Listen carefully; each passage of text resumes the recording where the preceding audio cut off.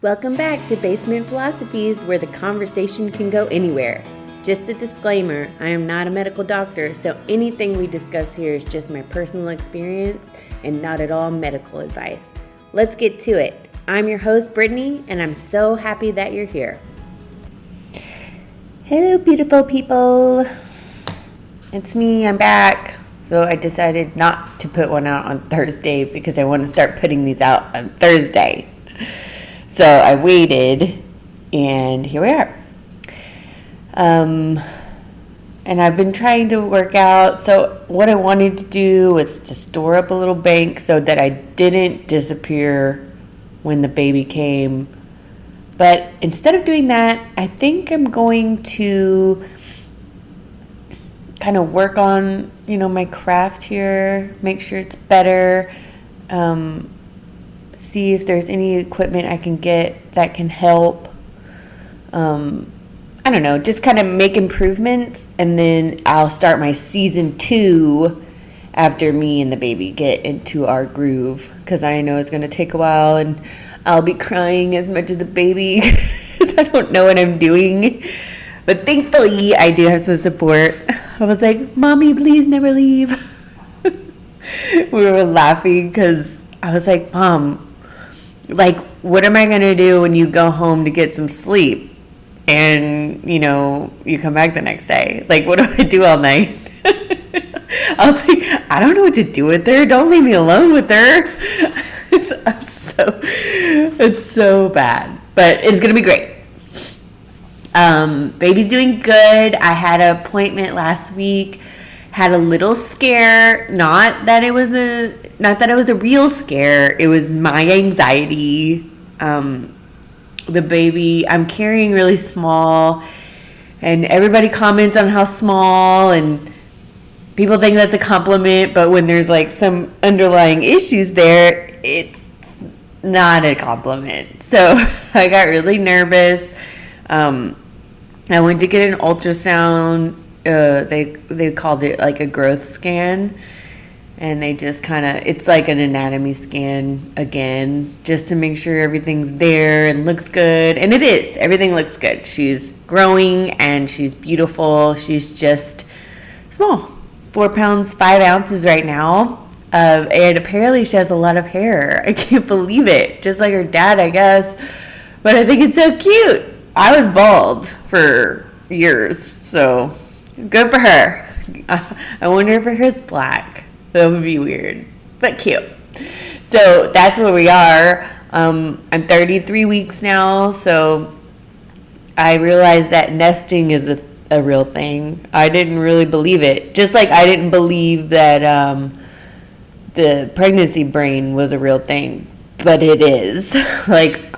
I'm stupid sometimes. The things I do and some of the stuff that I say, I'm like, oh my God, I need to go lie down till tomorrow.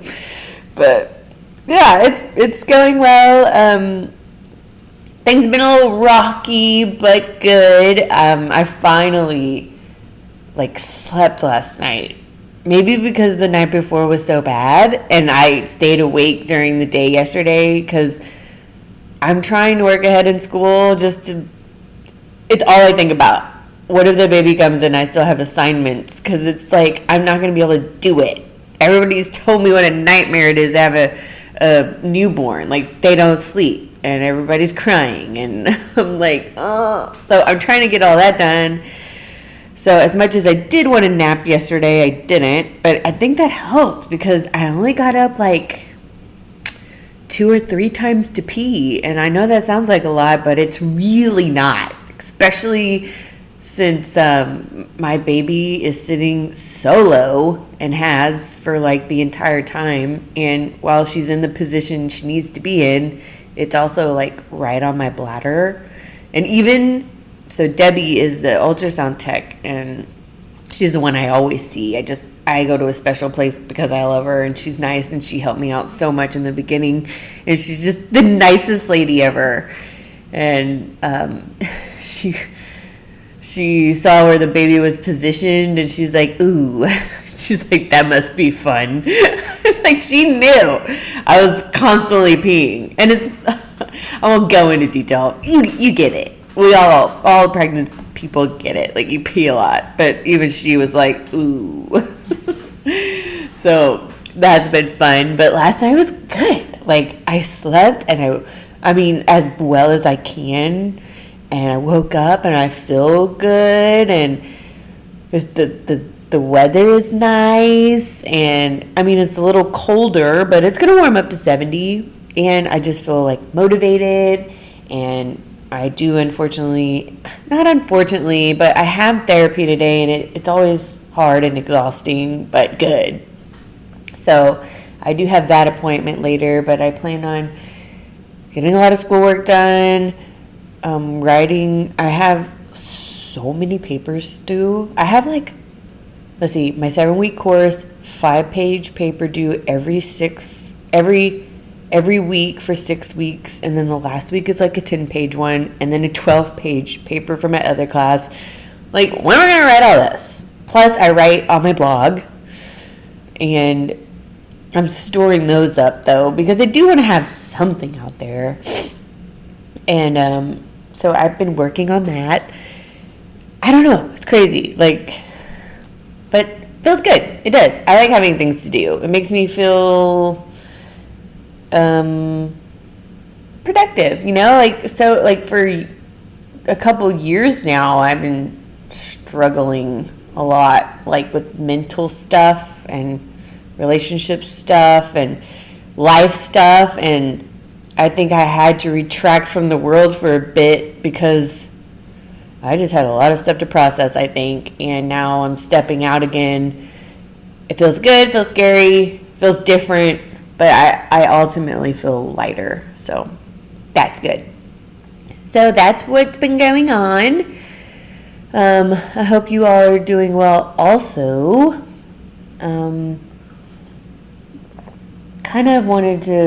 I took a sip of my drink.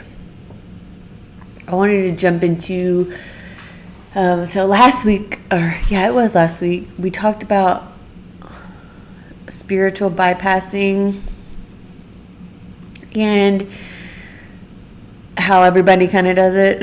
And I don't know, I don't feel like we should still talk about that. It's just, there's so much happening in the world, which, don't worry, I'm not going to get into that. I think we all are aware. And if you're not, don't turn on the news. They lie to you. I'm convinced they still lie to you. So don't turn on the news. You're not going to get the right information there. But anyway, you can see all the darkness that's happening in the world and our schools, and I think a lot of people are just trying to find a different way to live. I know I am. Wow, I'm completely lost still, and I don't know where exactly I'm supposed to go in life. And I say supposed to because I want to follow my true purpose. I want to follow what I was meant to do instead of what I need to do in order to survive. So I'm in a place where I can explore that, but I have to be able to do the work. And it's just, I don't know, I'm practicing on, I don't know if it's just me, but I am practicing working with my intuition, because I swear to you, I feel like when I think I'm doing that, I'm always wrong. It's almost like I'm still listening to the voice that's not my intuition. I can be so positive, I can be so sure of something, so sure, and I'm wrong. And I'm like, but I was so sure, I knew it, my heart told me, my intuition told me that this was right, this was the right choice. And it's like most of the time, most of the time it's wrong. I'm just but I don't get it. I was so aware. What am I doing wrong? And it's still kind of happening. So that still happens. So I'm trying to work, I guess, with, so this is going to sound bad, but I'm trying to work with the different voices in my head. Because I'm not listening to the right one. I think my fear is still talking, but it's still like, it doesn't sound like fear now. I don't really know. Or maybe I'm listening to the voice of reason and not my intuition. Like, instead of fear, maybe it's a voice of reason. I don't know. I hope I'm almost there because I'm super, like, lost. I mean, like, sometimes I'll get, like, little tiny inklings. Like, my body, like, something in me was just like, hey, don't take that prenatal vitamin that you were taking. Like, just don't do that. You need to find a better one. And sure enough, I did find a better one. Not that I'm not sure.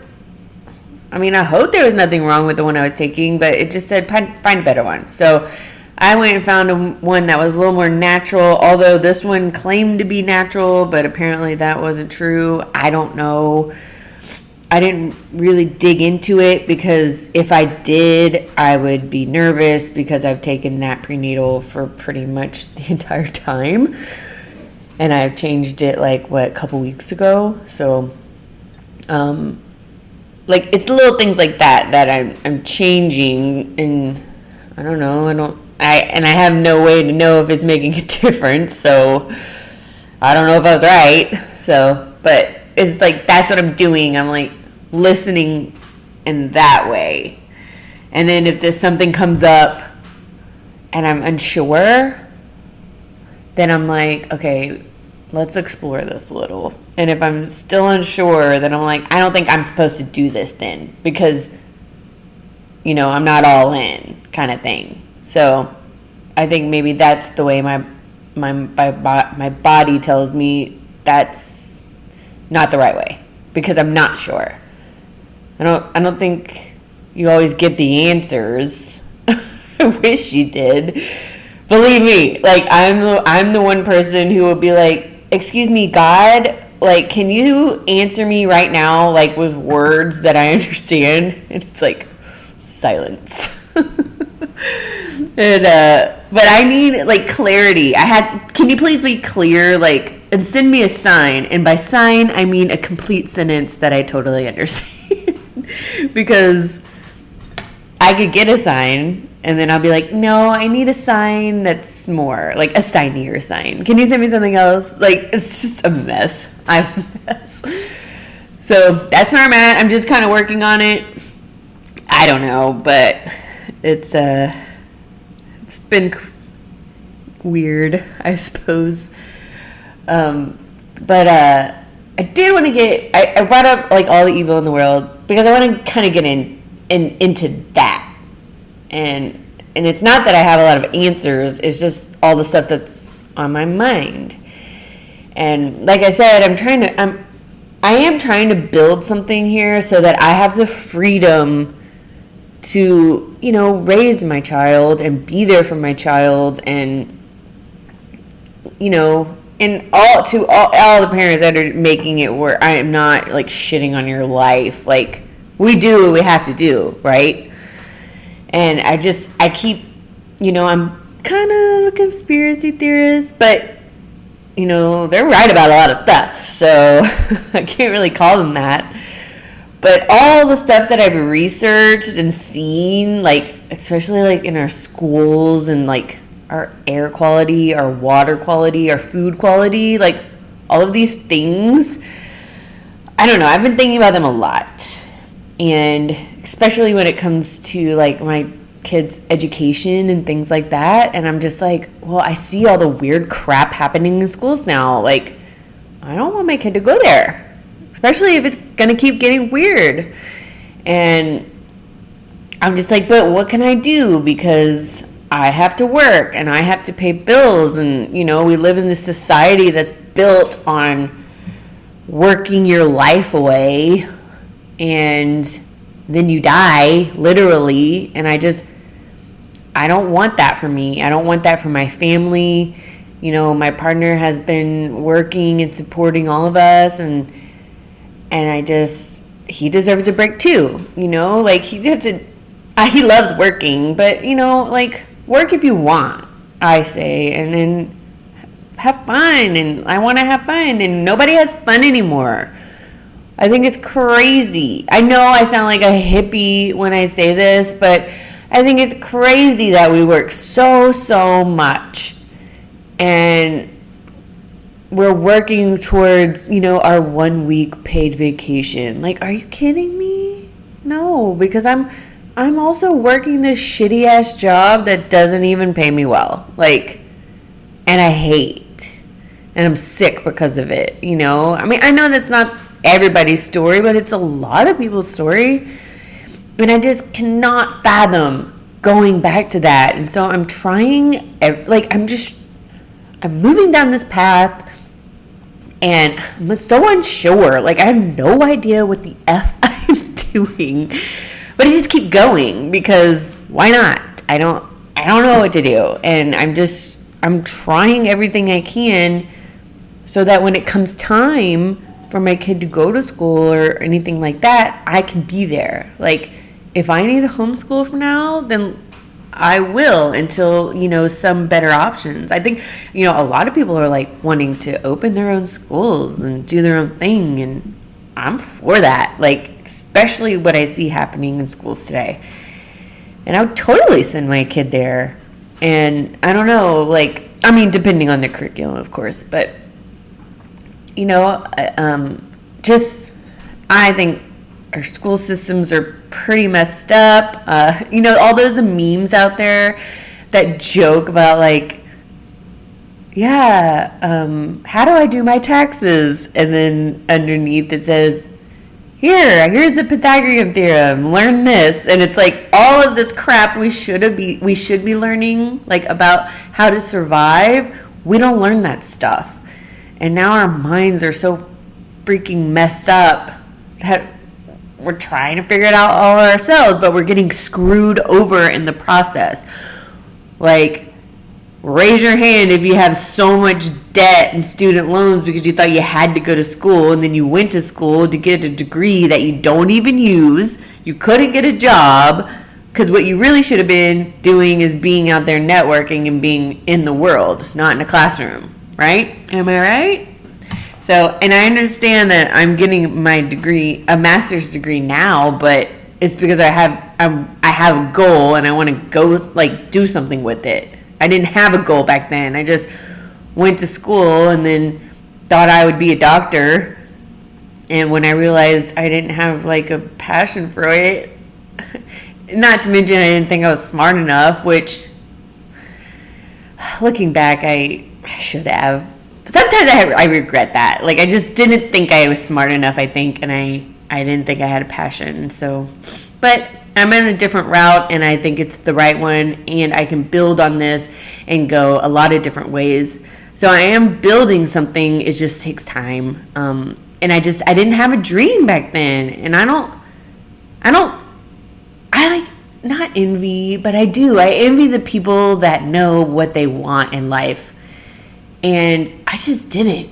And even now I have an idea of which way I'm going, but I still am unsure. I don't have this die-hard passion, I think I do. I'm passionate now about some things, but back then I had nothing. I didn't know. But I was also disconnected from myself. So that happens when you're disconnected, don't feel the crap you need to feel, and then you're drunk on wine all the time.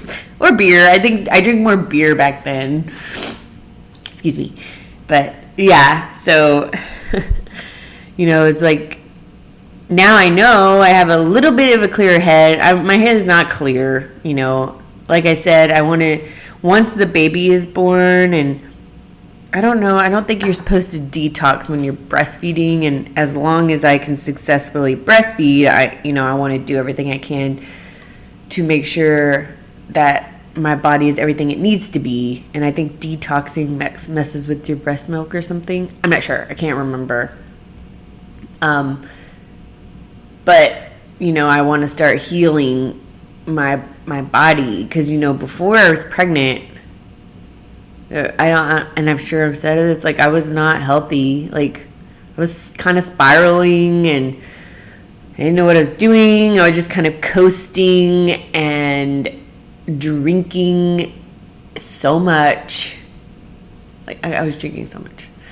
And I wanted to pull myself out, but for some reason, I wasn't doing it.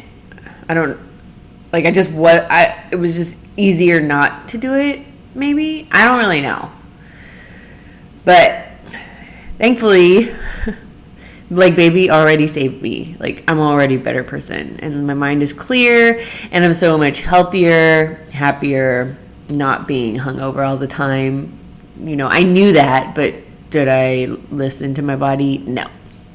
Because I'm stubborn and I'm lazy and it's just, but I've stepped up now, so I'm different. I'm a different person now, and being this person that I am, it's not who my partner met. And it's not that it's a bad thing, but we're both, getting used to the change. And I changed for the better, of course, but, things are different and our dynamic has changed. Of course, it has to, but I don't know. We just have to, if we're both willing, we have to be able to work through this transition. And it's been a bit of a ride. Let's put it that way. So, but it's okay. We're going to work on it, talk, things like that. But we're still, we're not so unhappy. We still talk. We're excited about the baby. We laugh and things like that. It's just, we have to learn to navigate this. And it's just not as easy as... Now I understand what people mean when they say relationships are hard. I used to think that just meant...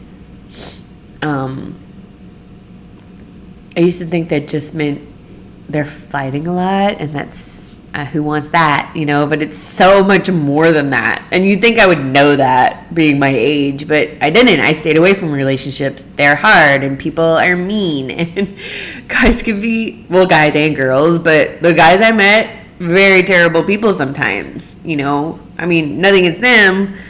I hope they're happy and I wish them good fortune, but they were terrible to me. And I attracted them for some reason. And it's just what happened in my life.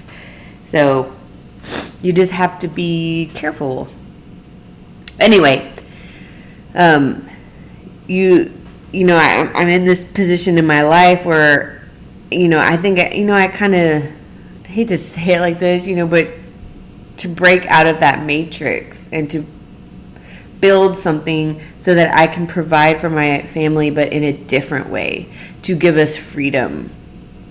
Because there's so much evil in the world. There's so much, and it just follows us around. And Satan is just walking around, finding out, like, what can grab us next? What can I do to get this chick off her path? And, you get attacked. When you're a good person, you're constantly being attacked, whether you know that or not. And at least that's my belief, because, the devil doesn't want you to succeed. And I know that sounds weird to say, but, there was a time, and I bring this up because it took me a long time to accept that there is evil. And that sounds like I'm so naive and stupid. But what I mean by that is, last week we talked about spiritual bypassing and how, you want to look at the best in everything and there's good in everyone and things like that. But honestly, sometimes there's just something that's not good there. And there's nothing you can do about that. And sometimes people do not have your best interest at heart. And sometimes things happen with one purpose and one purpose only, and that's to either get you off track or to hurt you. And, I've been reading a lot about making sense of when bad things happen. Bad things happen to good people. Right? We can all agree that that is a thing that happens. And what good people do is, they try to make sense of the bad things that happen. My uncle, I had wrote a little article dedicated to him. Anybody who saw that and took a little, made some time to pray for him, thank you. He did pass peacefully, though, my mom said, but he's no longer with us. Rest in peace, Uncle. I love you. But it's kind of like his story. He had cancer, and then he beat cancer, and then the cancer comes back, and like he was such a good guy, right? He just wanted to be healthy. He wanted to thrive. His laughter was so infectious. Like, he wasn't a bad man. And then to be taken out by an illness so quickly, you're just like, why? Like, he's young and he just retired. Like, he worked his whole life to retire, and now he's dead. Like, he literally just worked and died. Like, he didn't even get to live his life, really. I mean, I'm assuming. Like, because most of us don't. We're not doing what we want. I want to be on a beach right now. I want to be looking out the window and see the beach, or just any kind of water. Like, I want to live by the water, and I don't even work. Like, I have a baby on the way, and I'm terrified, and I live, well, my home is beautiful, and I like where, it's been fun, but no, this is not, I want to be traveling, and I don't want to be thinking about money and bills, and I know people are like, oh, wishful thinking, but no, I think there's plenty of people that do it.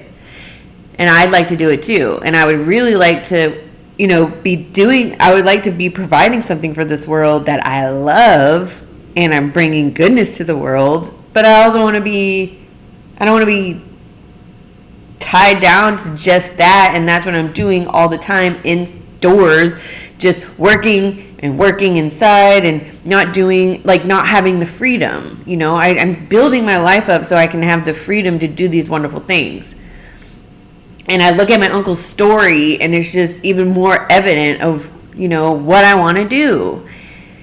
And it's just kind of like, I can sit here and try to make sense of his story, but, maybe it just doesn't make sense. Or I can look at my sister's husband's story, who also passed at a young age after, he was a soldier. He did like 3 or 4 tours, like, I don't know, he was like really high up in the army, and then he gets out, he's a working man and happy, and I mean, yeah, he had his demons, but that's fine, we all do, and he just was a happy guy, and he was a funny guy, and he didn't hurt anybody, he didn't have anybody, he didn't wish ill on anybody, and yet he got taken out the way he did so suddenly, so traumatically, and it's just, why? Like, what the F? And I just, and I look at these different things, even in my own life, like, I can take accountability for some things, but sometimes I think people just come into my life to hurt me. I do. At least that's what it seemed like to me at the time. And I would try to make sense of it. Like to take something a little more mild than someone dying. Like, I met this person, and I just thought, like, it was just this fairy tale. Only it wasn't, because he had like a whole secret life. Like, I was another woman, and he was like engaged to be married, and they have like 1 million kids, and I had no idea. Shit like that. Like, why did that have to happen? Like, why couldn't he just not be a part of my life ever? And this was years ago.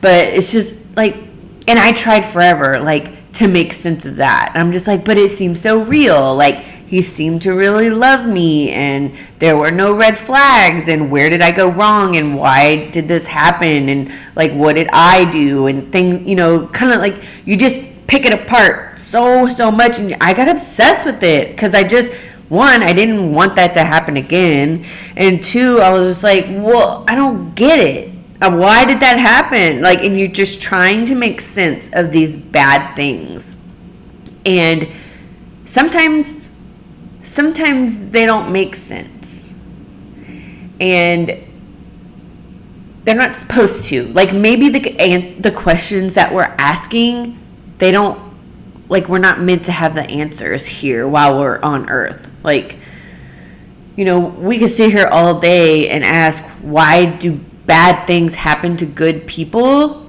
And a lot of people will have an answer, and you'll think that it sounds pretty good, but is that the answer? Like, can we really answer that question? And it's just the same as, does good... I used to always say this: good cannot exist without evil. Makes sense, right? But then yesterday I was just like, if good can't exist without evil, then wouldn't we all be like allowing like evil to happen? Like, the more evil, then the more good, you know? And I know that's not what any of us mean, but that's kind of what that phrase means. It means, oh yeah, like, yeah, the more evil there is, then that means the more good. But that's not what we want. We want more good and less evil. That's what we want. But that's not what we're saying. But there is evil there. And for a long time, I refused to believe that. And, you know, I keep trying to define it, and maybe I'll find a good definition. But I don't know. There's just some bad shit out there. And we have a tendency we can acknowledge it, but we don't really, you know, work with it. And by that I mean, like, even, you know, a lot of people will turn to God if something really bad happens. And they'll be like, you know, I don't know. Everybody has a different experience. Like, I know when I go through something, like, I could be so devastated, feel so alone in the world, be sobbing, and there's nobody there. And I'll be crying and praying and just screaming out, like, God, like, where are you? Like, angels, where are you? Why do I feel so alone? Why am I all alone? Like, I feel so isolated. Like, why? Where are you? Where? And it just hurts my heart, because that's how I feel. Like, especially when bad things happen. And I'm just like, why? Like, where are you? Like, if you're this all loving, powerful God, like, where are you? And I used to feel so guilty for that. Like, being mad at God, right? Because you're taught that you can't be. And I told my mom this yesterday, and I read it in a book. There were, I don't know how to say it, lament, Lament. It was a practice, and it was a practice in different cultures. It was a practice in different tribes. It was even a practice in the church, and even in the Bible. There were Psalms regarding this, and there were ways to express yourself. But it was basically a psalm. Like, let's go for the church, the Psalms. These Psalms, you could express yourself in anger. You can be like, why, God, why? How long are you going to be gone from me? Why am I all alone? Why did you let this happen? You know, things like that. It was acknowledging that you're angry with God. But I know that I grew up and that was never a thing, because they basically removed this practice from everywhere. So instead of being honest, you know, like, about being angry about whatever happened, we're kind of silenced. And that's a problem for me. And of course it is. Like, I'm all about communication and getting it out there and talking and just being raw and honest. But what do we all do? We hold back, we hold it in, and we think, I can deal with this. I'm going to figure it out. I'm going to put my big girl panties on, and I'm going to move forward, and I'm not going to let this take me out. So then what do? We either try to move forward or avoid whatever we're feeling, numb the pain. For me, I love you wine because it would numb all the pain. I would just dissect it apart. I would just dissect it till I couldn't dissect it anymore. And and where was I left? I just made a big old circle, and I was right where I needed to be, and that was, I need to feel this. I need to just be honest with myself. I need to scream from the rooftops that this sucks and it makes no sense and this is bullshit, and you can cry your ugly cry. Like, a lot of people don't realize that that's really all you need to do is be honest with yourself and cry that ugly cry. And this practice was taken out of mostly everything. And call me crazy, I have said this before and I will say it again. Our world is built to divide us. Whoever's in charge, they want us divided. And I can't help that this particular thing is another way to make us feel even more isolated. Because had this practice been available to me growing up and all throughout my life, hell, even like a week ago, had I known about this, I would have felt less guilt and less shame when it came to my anger, when it came to being angry with God, when it came to having my faith shaken.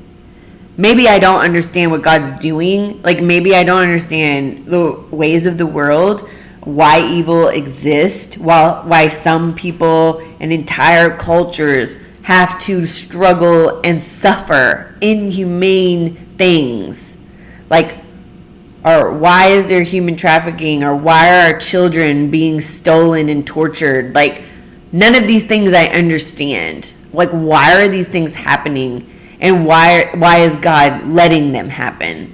If he's an all-powerful, loving God who loves us, why is this happening? Nobody can answer that. What people say is you should have the faith. Now, I'm not saying, oh my God, your God is crap because he lets all this shit happen. No, I'm a believer of God. I pray to God. I have faith. Now, do I understand anything? No. And I'm not here to answer that question. But I don't think we're supposed to answer that question, is my point. Like, I can have the faith that there is something much bigger than me. I can accept that. I believe that. And not everybody believes that, but I do. And there's nothing wrong with that. It's what feels the best for me. And that's what we're doing here, doing what's best for us. And I can say that I believe in God. I believe in good. I believe in humanity and the love of humanity. I believe that we can all be connected.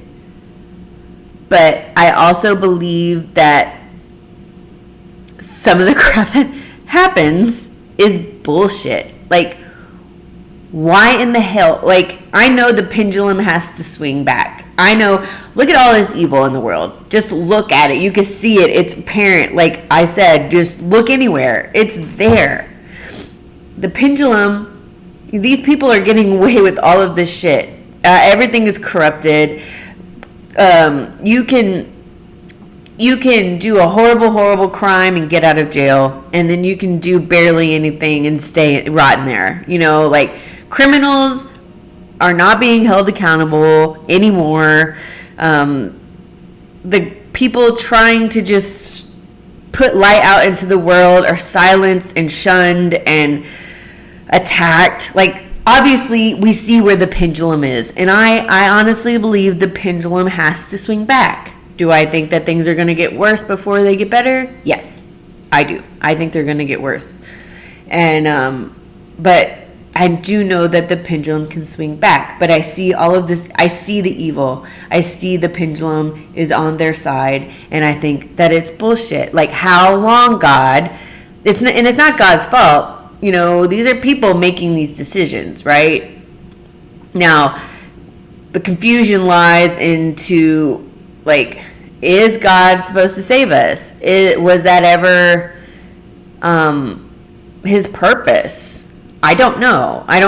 And we want to believe that, right? But if we look at, we look at the crucifixion, God didn't save Jesus. He let him be tortured and killed. Like, he didn't come down and rescue him. He had to endure all of that. Now, I'm not going to get into that whole thing, but, you know, here we are, all this terrible stuff is happening, and everybody's like, God's coming, come save us, God. And I'm just like, well, is that what he's going to do? Like, where does it say that he's going to do that? Maybe it's time that everybody does something. Like, look inside yourself and see how you can be better, how you can emit more light, how things can change. My whole thing is, what I think where I get angry, where I get caught up is, why, like, a lot of stuff is coming to light, right? At least I think so, because I was unaware of all of this terrible stuff that was happening in the world. Because remember, I was looking at only the good. I was convinced myself there's only good, and that's my job, is to do that. It's not true. There's really bad stuff. But, like, so I get caught up in the fact that this crap has been going on for centuries and centuries. Like, maybe the Vatican is a terrible place, not holy like we all hoped and learned and were taught. And it was a secret. So why was all of this allowed to happen in secret and nobody knew about it, and there was nothing we could do? And I still think we're at a point where there's not much we can do, but why was it allowed to even happen? Like, it's kind of like, it's like that. But anyway, my point is, you can see my struggle. Like, you can see how my faith is shaken. You can see where I look at God and I'm just like, well, why? Like, how? Like, this is bull. But it turns out, like, there were actual teachings and practices to be able to process all of this stuff. And, you know, because if you look at the church, and not all churches, I think they're even trying to work on it. One of the examples was that there was this bombing that happened in a country. I think it was in Ireland, and I can't quite remember what I read. But this horrible, horrible bombing happened. Women, children died. It was like 200 people were injured, 22 people died. And this man, he was like, I don't know how to process this. I can't wait to go to church on Sunday and, you know, just be with my community, and we can just kind of talk this out. And to his surprise, the whole ordeal was ignored.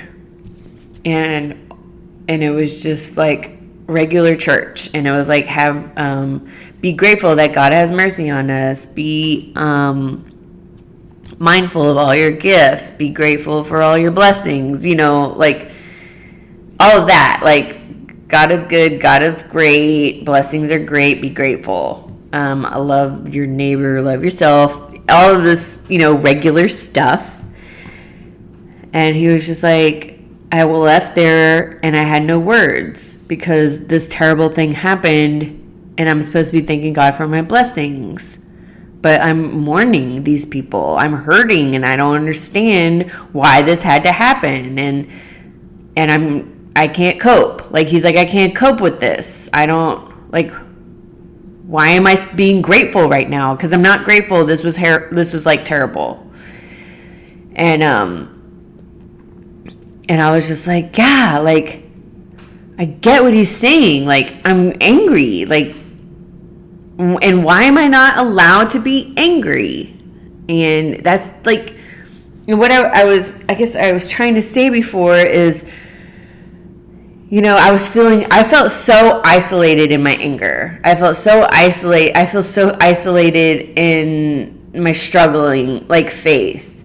And I feel so isolated because, you know, you hear someone say, I'm so mad at God, and you're just like, ooh, that don't feel right. Like, ooh, I don't want to be around that because that's wrong. You can't be mad at God. And I get where they're coming from. I get that feeling, that fear that grips you when someone says something like that. But Of course you're angry at God. Like, if you really think about it, like, of course. You know, this all-powerful, loving man, or, you know, whatever, however you see God, or however you know, whatever term you use for that. You know, of course you get angry sometimes. Like, you know, parents lose their children for whatever reason, and they're supposed to thank God for that. Like, no, that's not it. That's not the answer. And that's my point is, like, I feel like, yeah, maybe, like, what if, like, you know, my sister's husband died and she's angry, right? Wouldn't it be more helpful? Because, you know, poor us humans, we just want everybody to feel better sometimes. Some of us do, you know, and when someone dies, you're just, there's nothing you could say, there's nothing you could do. It's just a sad, terrible experience. And the more people understand that, the better it will be. Nobody wants to hear an empty platitude when someone dies. Nobody. I can 100%. There's not one person on this planet that wants to hear that God has a plan for them, or it was just their time, or anything like that. Like, nobody wants to hear that. So it is important that we talk about that. But like I said, we are going to get into grief. I know I keep saying that, but there's people I want to talk to about this, and I'm just not in a place where, you know, I don't want them to come on a crappy podcast with new listeners. You know, I want their words to be heard. So it's just a work in progress. But yeah, had I, you know, I've always felt so alone in my struggle, especially in my faith. And you're just not allowed to talk about it, right? And you're not allowed to express what you're really feeling. Like, have you ever had this, like, these thoughts in your head, and you're like, oh my God, that was horrible. I cannot believe I just thought that. You know? And you just like, I can remember, I'll give you an example. And it's not going to be my worst one, because I don't want to go there yet. But, like, one of them was,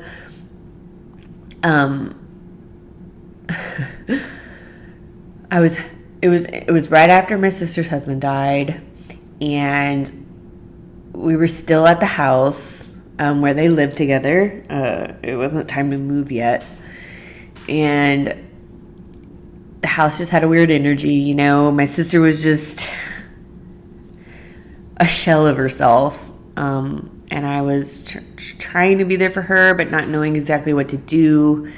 The air was just so heavy. There was just, I don't know, it was just a really bad time. And I wanted her to be okay. I did. I just wanted, I was there for her. Like, I moved there to be with her because she wasn't going to be alone. No way, you know, like, and I don't regret that. And that's what I'm saying. I'm not saying that now. I'm not even trying to get to that. But there was one particular day, and I had like a little journal, and it was a new practice that I started doing. And I remember in my head that day, and I just wrote it down after, because I didn't want it in my head anymore. Like, I was like, oh my God, no, ooh, gross. But I can remember saying, I don't want to be here. I don't want to do this. I don't want to take care of my sister. I don't want this to be my life. Like, I don't want to live here. I don't. And it was just it made me feel awful. It made me feel like the worst person that ever walked the planet.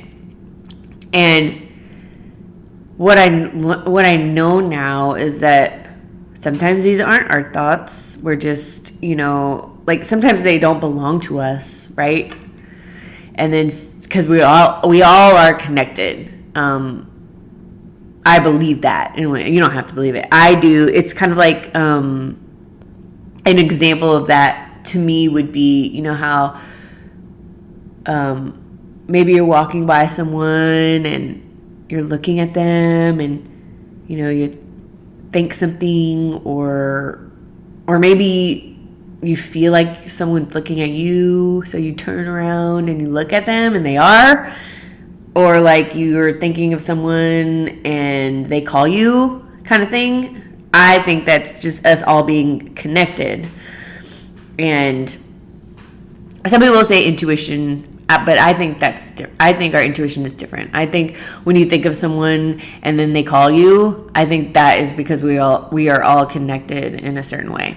So I think so. With that being said, I think sometimes we feel things and our thoughts pop up into our head, and they might not necessarily be ours. They just might be something that we're integrating. That's my belief. I don't know, and I'm not saying like I was happy back then. I hated seeing my sister that way. But did I really mean that I didn't want to be there for her, that I didn't want this to be my life, that I just wanted to run away? And, yeah, of course I didn't want to be like in that moment, but I did want to be there for her because I love my sister. And it's just kind of like we have these emotions and we have these feelings, and they're just, sometimes we feel like they're so awful, right? They're so horrible. I couldn't possibly share this with anyone. And if I do, they're going to think horribly of me because I'm the only person on this planet that has ever thought that, right? But these practices were so healing, and there are ways to bring it back, and it is my goal to. There's something, there's a lot of people that don't like therapy. And I get it. I get why you don't want to explore past traumas, especially. I get why people don't want to do that. But there is something healing about allowing someone, especially if you're with someone or maybe in a small group, and there is something healing about